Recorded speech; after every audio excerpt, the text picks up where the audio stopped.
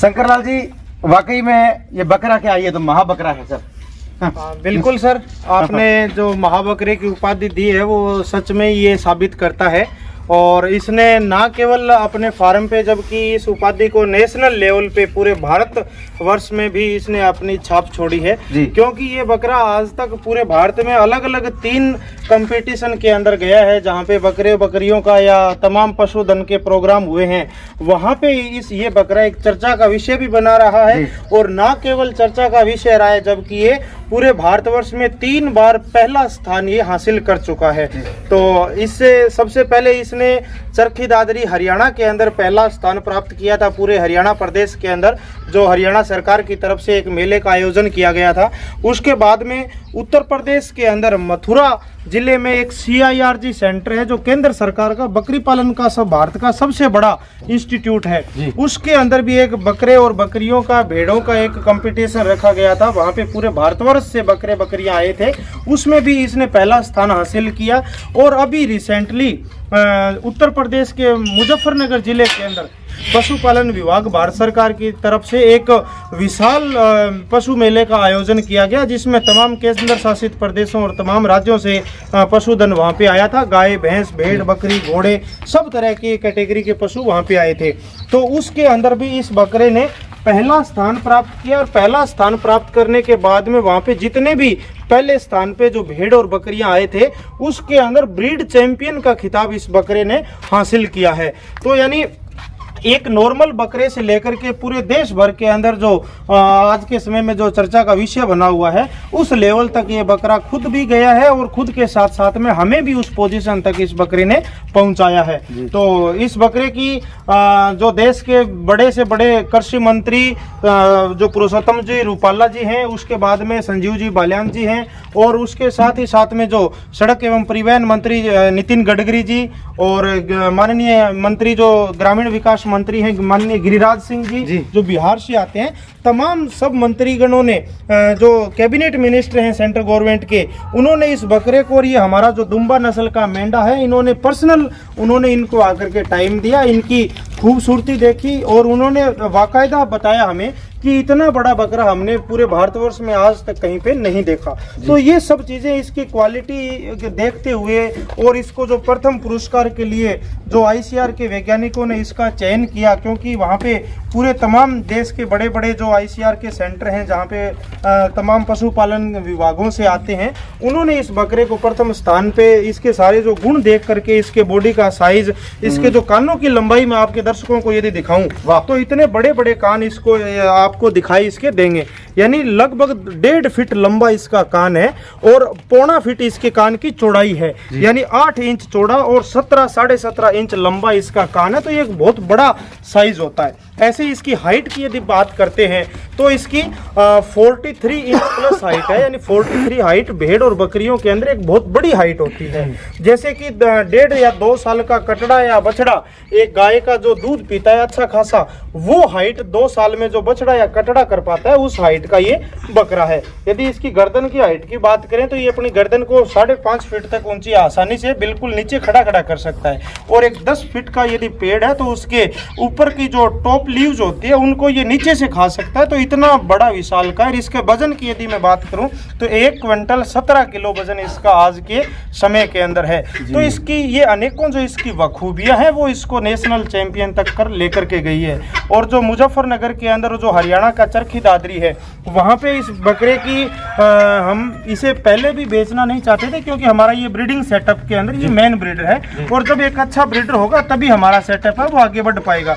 पर वहाँ पे जो इसके चाहने वाले थे उन्होंने 6 लाख रुपए तक की इसकी कीमत आंकी और उन्होंने लगाई।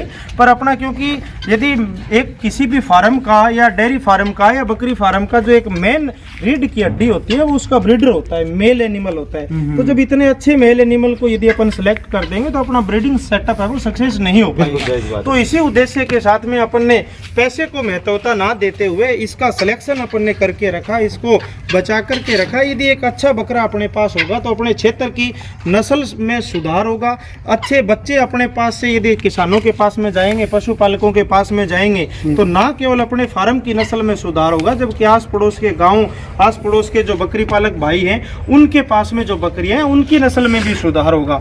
ऐसे ये जो हमारा दुम्बा मिंडा आप देख पा रहे हैं, आप मैं दर्शकों को कहूँगा कैमरामैन को कि ये भी दिखाए साथ में, तो इस दुम्बा नस्ल के मेंढे ने भी पूरे भारतवर्ष के अंदर तीसरा स्थान भेड़ की कैटेगरी के अंदर इसने हासिल किया है। इसकी जो सबसे मेन विशेषता है, ये एक विदेशी ये नस्ल है भेड़ की, और इसकी दूंब होती है बहुत बड़ी दूंब, ये आप सामने देख सकते हैं। इसके अंदर पूंछ नहीं होता, जबकि पूंछ की जगह पे ये एक दूंब पाई जाती है, तो ये इसकी एक पहचान है। और ये केवल अभी 1 साल का ही बच्चा है। 1 साल के भेड़ का बच्चा अपने जो देसी तरीके से भेड़ पालन का साथी काम करते हैं उनके पास में बच्चा 20 किलो का, 22 किलो का या 25 किलो का मुश्किल से 1 साल का बच्चा हो पाता है। जबकि इस दुम्बा नस्ल की भेड़ की एक अपने आप में विशेषता है कि ये बॉडी का वजन जल्दी बनाती है। तो इसका 1 साल के बच्चे का वजन अभी 72 किलोग्राम है, यानी 72 किलो, जहाँ पे अपना देसी नस्ल के भेड़ के बच्चे का वजन आता है उससे 3 गुना वजन इसने 1 साल के अंदर ही तैयार कर लिया है। और ये दूम इसकी, जैसे मैंने पहले आपको बताया, इसको मैं नजदीक से दिखाना चाहूँ तो एक बहुत बड़ी हैवी दूम है।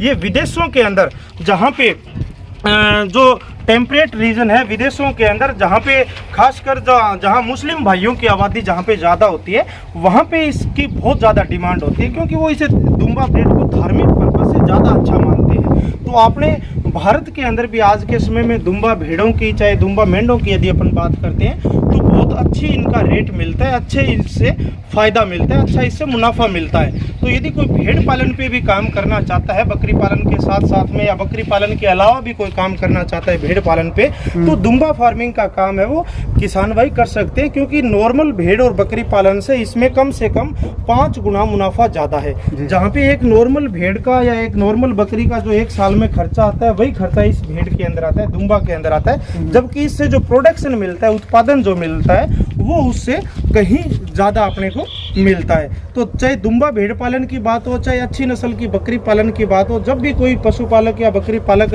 नस्ल का सिलेक्शन करता है तो वो अपने मार्केट को ध्यान में रखते हुए कि अपने यहाँ पे किन चीज़ों की डिमांड ज़्यादा है, नस्ल का सिलेक्शन अच्छे से करना चाहिए। साथ ही साथ में जो रोग और बीमारियाँ हैं उससे बचने के लिए भी उनको पता होना चाहिए कि किस समय में कौन सी बीमारी आ सकती है, कैसे अपने पशुओं को रोगों से बचा सकते हैं। तो इस तरह की जो तमाम छोटी छोटी चीज़ें हैं उनको ध्यान में रखते हुए आज के समय में कोई युवा पशुपालन पे के साथ साथ में बकरी पालन या भेड़ पालन का काम करना चाहता है तो ये एक अच्छा बिजनेस मॉडल आज के समय में स्थापित हो सकता है। और मैं बताना चाहूँगा कि केंद्र सरकार की ऐसी योजनाएं भी हैं जिनके अंदर 50 लाख रुपए तक की भेड़ और बकरी पालन के अंदर सब्सिडी भी सरकार है वो बैंकों के माध्यम से देती है।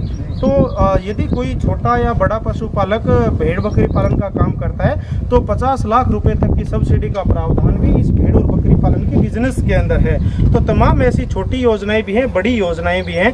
तो आज का युवा यदि इस क्षेत्र के अंदर आगे आता है तो जरूर खुद का रोजगार के साथ साथ में अन्य साथियों को भी रोजगार है वो प्रोवाइड करवा सकते हैं। और हमारे बकरे की यदि अपन नस्ल की बात करें, क्योंकि हम राजस्थान की पर्टिकुलर नस्ल जो सोजत राजस्थान की ब्रीड है, जो जोधपुर के आसपास का क्षेत्र और पाली जिले का जो क्षेत्र है उस क्षेत्र की नस्ल है, तो इस पे हम काम करते हैं। तो सोजत नस्ल की बकरियों की एक बहुत अच्छी आज के समय में डिमांड है और इस नस्ल को भी पूरे भारतवर्ष में बहुत इसके चाहने वाले हैं। क्योंकि जैसे कि आप ये बकरा देख पा रहे हैं तो इसी तरह से इसकी बकरियां बड़ी हाइट की शानदार होती है, ऐसे लंबे कानों के अंदर, गुलाबी चमड़ी के अंदर।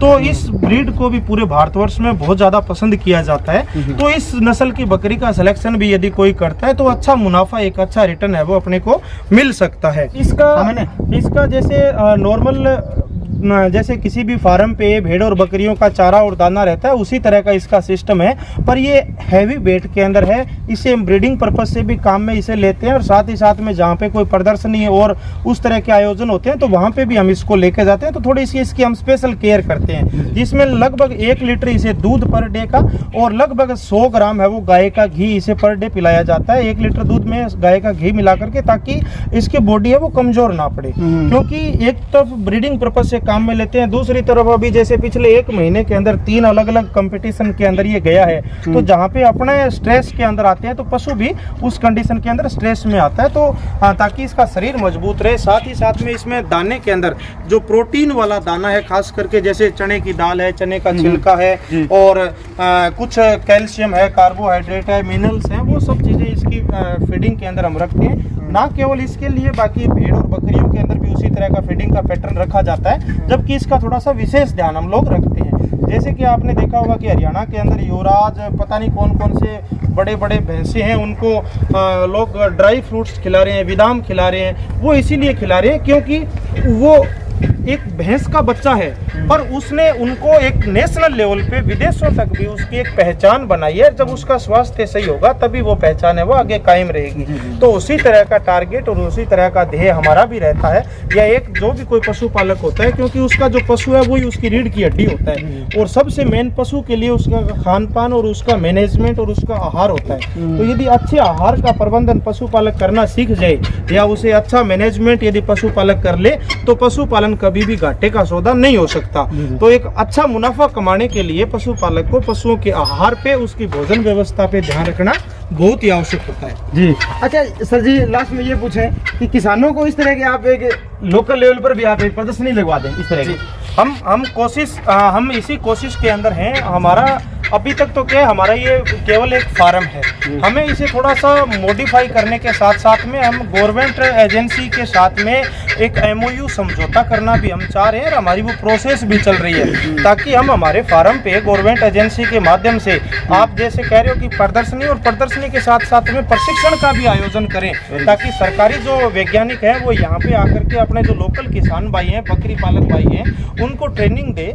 उसके लिए अपने यहाँ पे टोटल फैसिलिटीज, टोटल सुविधाएं अवेलेबल करवाएंगे। और अलग अलग, जैसे अपने पास में भेड़ की अलग अलग नस्लें हैं, बकरियों की अलग अलग 3 तरह की नस्लें अपने पास, सोजत, सिरोही और बीटल नस्ल है। भेड़ की अपने पास दुम्बा और जमुना पारी नस्ल है जो उत्तर प्रदेश की है। मुर्गियों की अपने पास में 4 नस्लें हैं, जिसके अंदर चावरोल है, कड़कनाथ है, असील है, और अनेक इसी तरह से रेबिट, खरगोश पे भी अपन काम कर रहे हैं। तो अलग अलग तरह के पशुधन पे जो अपन काम कर रहे हैं, वो एक किसान और पशुपालक आके यहाँ देखे, और उसमें से किसी भी सेटअप के अंदर यदि वो जाना चाहता है तो यहाँ पे प्रैक्टिकली देख करके और सीख करके जाए, तो उसमें किसान का और पशुपालक का फायदा होता है। तो हम भी इस तरह का प्रयास कर रहे हैं। यदि आप सभी के माध्यम से इस तरह की डिमांड और ज़्यादा आएगी तो हम उस चीज़ को और ज़्यादा गति देंगे। बिल्कुल, धन्यवाद सर आपका। बहुत बहुत धन्यवाद सर। जी दर्शक है, और लगातार दूर दराज से नागरिकों के लगातार फोन आ रहे थे कि क्यों ना हो वो 6 लाख वाला बकरा हमें दिखा दीजिए। तो ये था वो 6 लाख का बकरा।